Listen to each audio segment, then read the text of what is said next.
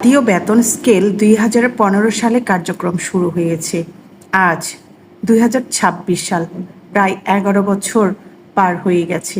এর মধ্যে চাল, ডাল, তেল, বাসা ভাড়া, চিকিৎসা খরচ, শিক্ষার খরচ সব কিছুই মূল্য কয়েক গুণ বৃদ্ধি পেয়েছে।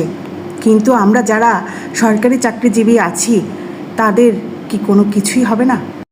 বেসরকারি অনেক প্রতিষ্ঠানই কিন্তু একাধিক বেতন সমন্বয় করা হয়েছে, কিন্তু আমাদের সরকারি চাকরিতে কোনো সমন্বয় করা হয়নি। কিন্তু যার যার দিক থেকে বেতন বাড়িয়েছে, যেমন রিক্সাওয়ালা, সিএনজিওয়ালা, মুচি, সবাই কিন্তু যার যার দিক থেকে বেতন বাড়িয়েছে, শুধুমাত্র আমাদেরই বেতনটা বাড়েনি।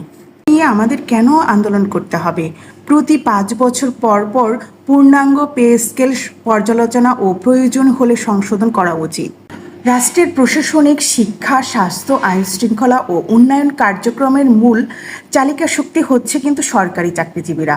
তাদের আর্থিক স্থিতিশীলতা ও মানসিক স্বস্তি নিশ্চিত করা মানেই রাষ্ট্রের সেবার মান আরও শক্তিশালী করা।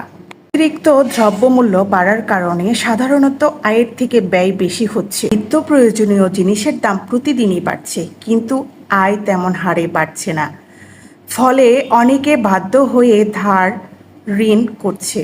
দীর্ঘমেয়াদী আর্থিক চাপ ও মানসিক দুশ্চিন্তা দিন দিন বেড়েই যাচ্ছে। কিন্তু কোনো প্রতিবাদ নয়, বরং সমোপযোগী সমন্বয়ের একটি আবেদন করছি। একটি শক্তিশালী ও উন্নত বাংলাদেশ গড়তে কর্মচারীদের ন্যায্য প্রাপ্য নিশ্চিত করা অত্যন্ত গুরুত্বপূর্ণ। তাই তো মাননীয় সরকারের প্রতি আমার বিনীত অনুরোধ, পে স্কেল প্রণয়ন করা হোক, অন্তর্বর্তীকালীন মহার্ঘ ভাতা কার্যক্রম চালু করা হোক। এতেই কিন্তু আমরা সরকারি কর্মকর্তা এবং কর্মচারীরা খুবই উপকৃত হব। ধন্যবাদ।